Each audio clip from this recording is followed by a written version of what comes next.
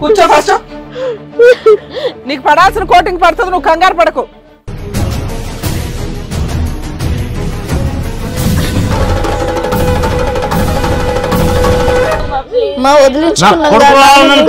నీ కొడుకు ఇప్పిస్తారు, ఆగు. ఇప్పించే రోజులు వచ్చినాయి, ఆగు. నీ పాపం పండింది. మీరు ఏం చేసినా పర్వాలేదు, నాకు కొడుకు కావాలా. ఆడనే పంపిస్తా. కొడుకులందరూ వచ్చి వాయిస్తారు, ఆడనే పంపిస్తాం. ఎవ్వరేం చేయలేరు నన్ను. నీ దినం పెట్టడానికి తప్ప కొడుకు నీకెందుకు పనికిరాడు. ఏం చేసుకుంటావు, నెత్తినేసి కొట్టుకుంటావా కొడుకు కొడుకు అని? నాకు కొడుకు కావాలా, ఇంకా 4-5 అయినా సరే నాకు కొడుకు కావాలి. అరే మమ్మల్ని పెంచలేకపోతున్నావు, నువ్వు ఎట్లా కొడుకుని పెంచేది? ఏమన్నా చేసుకోండి.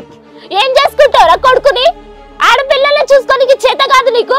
నా వంశం పెరగాలంటే నాకు కొడుకు కావాలా. ఎలాంటి నీలాంటి ఇంకొకడా? నీలాంటోడా? ఇంకొక ఆడదాని జీవితం నాశనం అవుతుంది నీలాంటోడు కొడుకు పుడితే.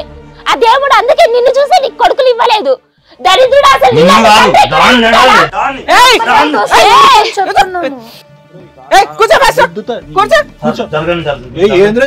కూర్చోకండి ఫస్ట్.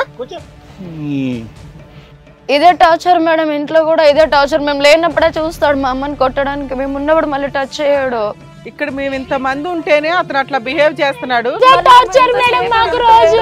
ఇంతకాలం అమ్మ బాధ అది తల్లి. ఇదిగోండి మేడం, మా అమ్మ మొహం చూసుకుని మామ నోళ్ళని మూపి. అరే దేనికన్నా ఒక లిమిట్ ఉంటది కదమ్మా. ప్రాణాల దాకాను శీలం దాకాను వచ్చేసింది కదా ఇక్కడ. అందుకే ఇంత దూరం వచ్చాం మేడం. కాదమ్మా, ఇప్పుడు ఈ స్టేజ్ దొరికింది కాబట్టి వచ్చారు, లేకపోతే ఏంటి ఒకరి తర్వాత ఒకరు చచ్చిపోయేవాళ్ళు. తెలుస్తుందా మీకు? అదే అనుకున్నాం మేడం, ఎప్పుడు మాకు చావు వస్తుందని. వీడితో నరకం చూసాం మేడం, ఎప్పుడు మాకు చావు వస్తుందని ఎదురు చూసినాం మేడం. వీడి నరకం భరించలేక. ఇట్లాంటి వేస్ట్ ఫెలో కోసం మీరు ఇంత నరకం పడుతున్నారా? ఏదో వేసి పడేక ఈ పాటికి. రోజు భోజనం చేస్తాడుగా. ఏమమ్మా మీకు పోలీస్ స్టేషన్లకి కోర్టులకి వెళ్ళడానికి అంత భయం ఉంటే? ఏదైనా కలిపి వెయ్యాలన్నా కానీ చూసే వాళ్ళు అనుకుంటారు. అమ్మో నీకు నమస్కారం తల్లి. ఇక్కడ ఎవరికన్నా నేను కొట్టాలి, ఫస్ట్ నిన్ను కొడతాను నేను.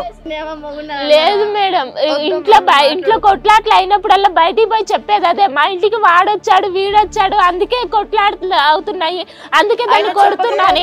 బయట వాళ్ళు అడగడం మానేశారు, ఎందుకు గొడవలు అవుతున్నాయి అని బయట వాళ్ళు అడగడం మానేశారు. అమ్మ ఒక్క నిమిషం ఇంకా ఆపండి. లెక్క అయితే క్లియర్ కదా, ఆ దరిద్రుడు ఎక్కడికైతే వెళ్ళాలో అక్కడికి అనేది మీరు అందరు డిసైడ్ అయిపోయారు యునానిమస్ గా. ఏ అమ్మా జానకి గారు, ఇంకొద్దు సార్ వాడు మాకొద్దు సార్. మళ్ళీ వాడు మీ ఇంటికి వస్తాడు.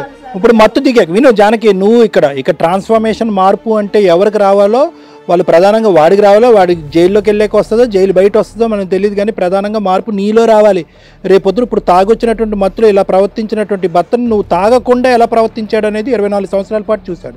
వాడిని కాళ్ళు పట్టుకుంటాడు, నీ చేతులు పట్టుకుంటాడు, మత్తులో ఇలాగే ఉంటాడు. మత్తు దిగాక వస్తాడు, అమ్మ నాన్న తల్లి బంగారం అంటాడు. అమ్మ మీరు ఒక్క నిమిషం వద్దు అంటానికి ఇక్కడ ప్రధానమైనటువంటి సూత్రధారి మారవలసినటువంటి వ్యక్తి ఎవరన్నా ఉన్నారంటే మీ తల్లి. ఎందుకంటే ఇక్కడ నేను అతని వైపు కాదు, ఎందుకంటే అతని అంటూ వ్యక్తి యొక్క రుచి చూసినటువంటి 1 సంవత్సరం చాలు. చాలామంది ఆడపిల్లలు భార్యలు ఏంటంటే పిల్లల్ని ఎత్తుకుని బయటకు వచ్చేస్తారు.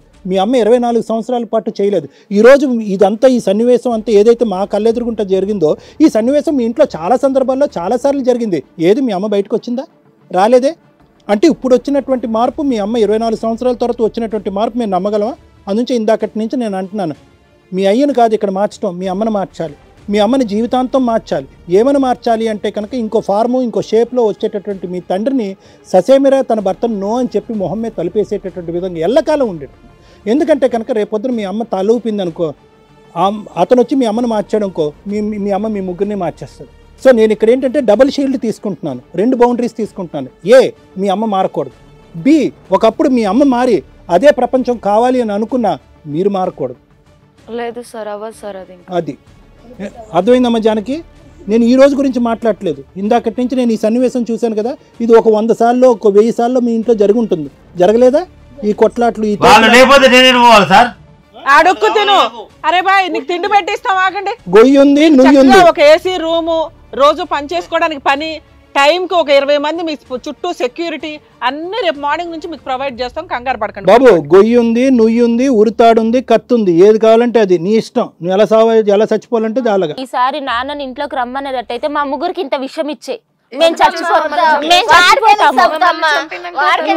చచ్చిపోతాము, తర్వాత మంచిగా ఆయన ఇంట్లోకి రానివ్వు. అదే కండిషన్ అమ్మ జానకి. అమ్మ నేను ఒకే పాయింట్ చెప్పి నేను ఎండ్ చేస్తున్నాను. దీనికి ప్రత్యేకించి మాట్లాడవలసినటువంటి అవసరం లేదు. నిజమైనటువంటి రియలైజేషన్ అందరికీ వచ్చిందని నేను అనుకుంటున్నాను కాబట్టి ఇది మాట్లాడుతున్నాను. ఇక్కడ ఏంటంటే ప్రధానమైనటువంటి సూత్రధారి ఇలాంటి మనుషులు చాలామంది ఉంటారు. ఇలాంటి శాడిస్టులు, ఇట్లా క్రూరమైనటువంటి మృగాలు అన్నా కూడా మృగాలు బాధపడతాయి. ఇతను మృగానికి మించినటువంటి మృగం. ఇలాంటి వ్యక్తులు చాలా చోట్ల ఉంటారు. కానీ అలాంటి వ్యక్తుల యొక్క బలహీనత ఎవరు అంటే కనుక మీరు. అంటే మీ బలహీనత అనేటటువంటిది వాళ్ళ బలం. మీరు ప్రతిసారి తలదించుకుంటున్నారు. దేనికన్నా దాసోహం అంటున్నాడు. ఈరోజు అరిచినటువంటి మగాడు రేపొద్దు నీ కాలు పట్టుకుంటే ఓకే అంటున్నావు. తాగినప్పుడు తిట్టుకుంటున్నావు, తాగినప్పుడు పొగుడుతున్నావు, సమాజం అంటున్నావు, పరువు అంటున్నావు. ఇవంతా పిచ్చి అంటాను నేను. అర్థమైందమ్మా? ఈరోజు 3 ఆడపిల్లలు ఉన్నారు నీకు. ఈ 3 ఆడపిల్లల మీద బహుశా ఏంటంటే వీళ్ళందరూ మనకు చెప్పింది 1/10 మేడం. మిగతా 9 పాయింట్స్ చెప్పలేదు. ఎందుకంటే కెమెరాలు ఉన్నాయి, ఈ షూటింగ్ జరుగుతుంది అనేటటువంటి ఉద్దేశంతో నీ రెండో కూతురు ఏదో మనసు మాట్లాడింది. కానీ ఇంకా ఇప్పటికి కూడా నీ మొదటి కూతురు, నీ చివరి అమ్మాయి ఇంకా పూర్తి స్థాయిలో ఏం జరిగింది అన్నది చెప్పలేదు. అది వినటానికి కూడా మేము ఇష్టపడట్లేదు. ఏం జరిగింది అన్నది మేము ఊహించుకోగలం మా అనుభవం బట్టి. ఇక్కడ మార్పు అనేటటువంటిది రావాల్సింది ఎవరికంటే జానకి. వాడికి మార్పు వస్తుంది ఎప్పుడైతే కనుక కటకటాలు వెనకట్లు వెళ్ళి ఒంగో పెట్టి వెనకట్ల చూడు, అప్పుడు వస్తుంది వాడికి ఖచ్చితంగా వస్తుంది మార్పు. అప్పుడు చుక్కలు కనిపిస్తాయి. నా భయం ఏంటంటే కనుక ఆ మనిషిని జైల్లోకి నువ్వు పంపిస్తావా లేదా అనేది భయం. ఒకప్పుడు జైల్లోకి వెళ్ళినా కూడా బెయిల్ ఇచ్చి వెనక్కి తీసుకొచ్చేస్తావేమో అని భయం. రిపీట్ అవ్వదు సార్, ఇంకా రానియం సార్ మా అమ్మని. జానకి గారు, ఇక్కడ నేను ఎవరినైనా తిట్టాలి అనుకుంటే ఫస్ట్ మిమ్మల్నే తిడతాను. మీ నిస్సహాయత, మీరు 3 రీజన్స్ చెప్పారు. ఎందుకమ్మా నీకు ఇలాంటి పనికి మాలినోడు అంటే సొసైటీ కోసం కావాలండి. 3 ఆడపిల్లలు ఉన్నారండి, ఆడపిల్లల కోసం కావాలి. పెళ్లి చేసుకున్నాం కదా, భర్త లేకపోతే ఏంటి? భర్త అనేవాడు ఎవరో తెలుసా? రక్షించేవాడు, భరించేవాడు, మిమ్మల్ని భరించమనేవాడు కాదు. ఇంత క్రూయల్గా తండ్రిగాను భర్తగాను సమాజంలో ఒక సిటిజన్గా కూడా పనికిరాని వ్యక్తి అమ్మా. ఇతని గురించే మీరు మాట్లాడుతున్నారు. ఒకవేళ ఈ టీవీ షోనే లేకపోతే ఏం చేసేవాళ్ళు తల్లి? మీరు పోలీస్ స్టేషన్కి వెళ్ళరు, నాకు అర్థమవుతుంది. వెళ్ళరు, నాకు తెలుసమ్మా.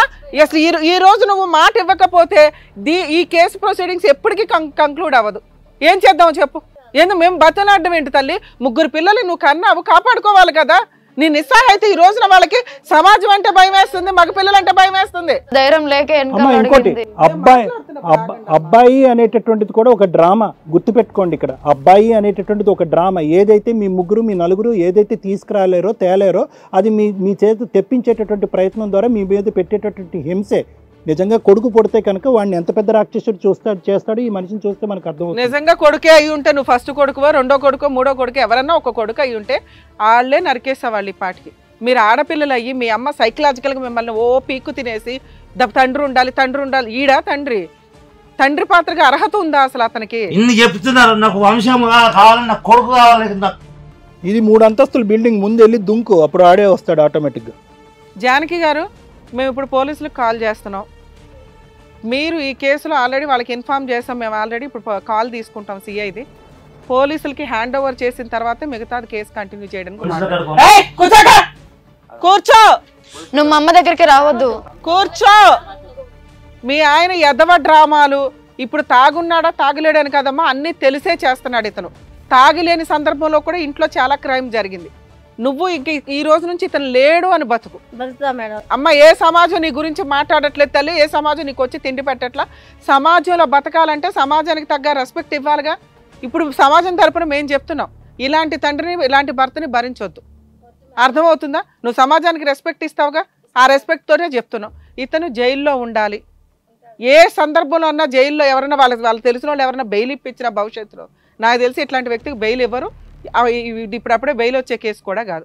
మీరు ఇంటికి వచ్చి కానీ ఆ చుట్టుపక్కల కానీ ఏదైనా బ్లాక్మెయిల్ చేస్తుంటే ఖచ్చితంగా మళ్ళీ 100కి డయల్ చేయడం అలవాటు చేసుకోండి ఫస్ట్. ఇంకా ఇతను అనే వ్యక్తి ఫేస్ కూడా మర్చిపోండి తల్లి. ఈ వ్యక్తి మీకు పనికిరాడు, సమాజానికి పనికిరాడు. మేడం, ఈ కేసు విషయంలో మనం కొంచెం పోలీసులతో మాట్లాడదామండి.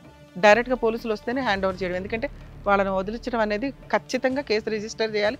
దగ్గరుండి పూర్తి లీగల్ హెల్ప్ మేము ఈ కేసులో పర్సనల్గా తీసుకొని చేస్తున్నాం తల్లి. డెఫినెట్గా లీగల్ హెల్ప్ అనే కాకుండా మీరు గనక మీ నాన్నను వదిలేస్తే మీకు కావాల్సినటువంటి అవసరాలు ఎప్పుడైనా ఎమర్జెన్సీ ఉందా మేము చూస్తాం. ఇమీడియట్గా మీకు ఒక 1 lakh రూపీస్ అనేది మీకు అందేలా కూడా చేస్తాం. మీ పోషణ మా బాధ్యత. చాలా థ్యాంక్స్ మేడం. కానీ ఆయన మాత్రం ఎట్టి పరిస్థితుల్లో బయటికి దరిద్రుని మాత్రం మీరు కంప్లైంట్ ఇచ్చినా ఇవ్వకపోయినా నేను ఏదో ఒకటి చెప్పన్నా కంప్లైంట్. మీ పోషణ మీ రక్షణ మా బాధ్యత. చాలా చాలా thank you sir. Thank you so much madam. Director గారు సిఏ కాల్ తీసుకోండి. ఈ పోలీస్ స్టేషన్ జ్యూరిస్డిక్షన్. ఓకే కాదు మేడం, ఇలాంటి వాడి మీద కేసులు ఇంకేం పెట్టవచ్చు? ఉన్నాయి లేని అన్ని పెట్టి పారేయాలి మేడం. అన్ని కేసుల కంటే ఇది చాలా హైయెస్ట్ కేసు. ఇప్పుడు మనం మాట్లాడుతున్నది ఏదైతే ఉందో కన్నా పిల్లల మీద ఫిజికల్ అబ్యూజ్ అనేది ల్యాండ్ ఆర్డర్ ఎక్కడ కూడా యాక్సెప్ట్ చేయదు. మనం ఆల్రెడీ పోలీసులతో మాట్లాడాము, వాళ్ళు కానిస్టేబుల్స్ని పంపిస్తున్నారు. ఇతన్ని అయితే మన డైరెక్టర్ వాళ్ళు వీళ్ళు హోల్డ్ చేసి ఉంచుతారు. అమ్మ మీ తండ్రి ఈ రోజు నుంచి ఇంటికి రాడు. ఇతనికి మీరు ఎవరన్నా బెయిల్ ప్రొసీడింగ్స్ ఏదన్నా మాట్లాడి పోనీలే మా నానేనండి మా ఇంటికి రాడంట బయటే బతుకుతాడంట అండి మమ్మల్ని వదిలేస్తాడంట అంటే మాత్రం మేము వచ్చి మిమ్మల్ని ఎట్లా అట్లా కాదు మామూలుగా తీసుకుంటుంది. అర్థమవుతుందా మేడం? ప్రాణం పోతుందన్న ఆ పని చెయ్యం మేడం. ఆయన వద్దు. మీ అమ్మ మిమ్మల్ని మార్చేస్తుందమ్మా, మా భయం అది. లేదు మేడం, మా అమ్మని కావాలంటే మేము మార్చుకో. మేడం సార్ నాకు ప్రాణం సార్, నా భార్య అంటే నాకు ప్రాణం. ఏం ప్రాణం? ప్రాణాలు తీసేంత ప్రాణం నీకు? నన్ను వదలొద్దు సార్. ఓరే బాబు డ్రామా కూర్చో అయ్యా. ఓ డ్రామా కూర్చో అయ్యా. డ్రామా కూర్చో. నీ పేరు రామకృష్ణ కాదు. ఈ తాగుబోతు వేషాలు ఒక్కటే కాదండి, ఆల్రెడీ సైకోకు లక్షణాలు ఇవన్నీ. ఎందుకంటే అవసరం అందితే ఏదో అంటారు చూడండి, జుట్టు లేకపోతే కాళ్ళని. ఇట్లాంటి వ్యక్తిని భరించడం వీళ్ళ మిస్టేక్. పిల్లలు కొంచెం స్ట్రాంగ్గానే ఉన్నారు కానీ ఆవిడని మనం కౌన్సిలింగ్ చేయాలి మెయిన్. ఎందుకంటే ఇతను చూడండి వెంటనే మామూలుగా డ్రామా మార్చేశాడు. ఏమ్మా జాగ్రత్తగా డాక్టర్ గారు అడ్వకేట్ మేడం చెప్పింది వినండి. ఇదిగోండి మీది ఆల్రెడీ ఇప్పుడు వయసు అయిపోవచ్చింది, 3 పిల్లలు వయసులో ఉన్నారు, వాళ్ళకి పెళ్లిళ్ళు చేయాలి, వాళ్ళకి మంచి జీవితం ఉంటుంది. ఇప్పుడు మళ్ళీ ఇంటికి వెళ్ళి మీరు ఎమోషనల్ డ్రామాలు ఎమోషనల్ డైలాగులు అన్నీ కొట్టి వాళ్ళ మైండ్ అనేది మార్చొద్దు. మీకు ఏమైనా హెల్ప్ కావాలి, ఎమర్జెన్సీ హెల్ప్ కావాలంటే ఇదిగోండి మా హిట్ టీవీ నుంచి డెఫినెట్గా మేము ఉన్నాం. ఇమీడియట్గా మీకు 1 lakh కూడా ఇస్తామని చెప్పేసి అన్నాం, మీ ఇమీడియట్ అవసరాలకు కూడా. కాబట్టి ప్లీజ్ జాగ్రత్తగా ఉండండి. ఇంకా ఈయన మాత్రం మీ ఇంటి వరకు రానివ్వద్దు. అమ్మ ఇదే మీరు అతను చూసే లాస్ట్ ఫేస్, అర్థమైందా? ఇంకా మీరు బయలుదేరు అంతేనా? ఈ రోజుతోనే చనిపోయాడు, ఇంకా మాకు అవసరం లేదు. ఇంక మాకు వద్దు మేడం. ఇంటికి వెళ్ళి పెండం పెట్టేయండి. పెట్టేస్తాం మేడం, ఆ పనే చేస్తాం. జాగ్రత్తగా ఉండండి, మంచిగా పని చేసుకోండి, మీ అమ్మని హ్యాపీగా చూసుకోండి, అక్క చెల్లెళ్ళు ఎప్పుడు కలిసిమెలిసి ఆనందంగా ఉండండి. ఏమ్మా? Thank you madam, thank you madam, thank you all the best. Thank you madam. Madam ఎట్టి పరిస్థితుల్లో మా నాన్న మాత్రం రాడు. బాయ్ అమ్మా. All the best. Thank you madam, thank you. వస్తాం మేడం. నువ్వు కూర్చో ఇక్కడ, చదువుతున్నావేంటి? నిన్న ఎవడో పంపించట్లేదు. నువ్వు ఇక్కడ నుండి కాలు బయటికి పెట్టలేదులే. అమ్మో ఏంటి మేడం ఈ కేసు? నిజంగా ఇలాంటివి కూడా ఉంటాయా? వీళ్ళ ఏడుపులు వీళ్ళు చెప్పేది నిజంగా భయం వేసిందండి, మొత్తం గూస్ బంప్స్ వచ్చాయి నాకు. బాబాయ్, సో ఇలాంటి వాళ్ళు నిజంగా లోపల ఎంతమంది బాధపడుతున్నారో తెలియదు కానీ వీళ్ళు ధైర్యం చేసి ఇక్కడి వరకు వచ్చారు. అమ్మాయిలు ఆడపిల్లలు నేను మళ్ళీ చెప్తున్నాను, మీరు ఎవ్వరు కూడా ఇబ్బంది పడొద్దు. మన లైఫ్ మన ఇష్టం, మనం హ్యాపీగా బతకాలి. చుట్టూరా కంఫర్టబుల్గా ఉంటేనే ఉండండి, లేదంటే బయటకు వచ్చేయండి. ఇలా ఇబ్బంది పడుతూ మాత్రం ఎవ్వరు బతకొద్దు ప్లీజ్. సో మీకోసం హెల్ప్ చేయడానికి ఇదంటే మా వేదిక కూడా రెడీగా ఉంది. సో డెఫినెట్గా రండి, మీకు ఏమైనా ఇబ్బంది ఉంటే చెప్పండి. డాక్టర్ గారు మేడం గారు మీరు ఎలా హ్యాపీగా ఉండొచ్చు మీ లైఫ్లో అనేది చెప్తారు. So anyways thank you so much doctor గారు, అడ్వకేట్ మేడం, థ్యాంక్ యూ.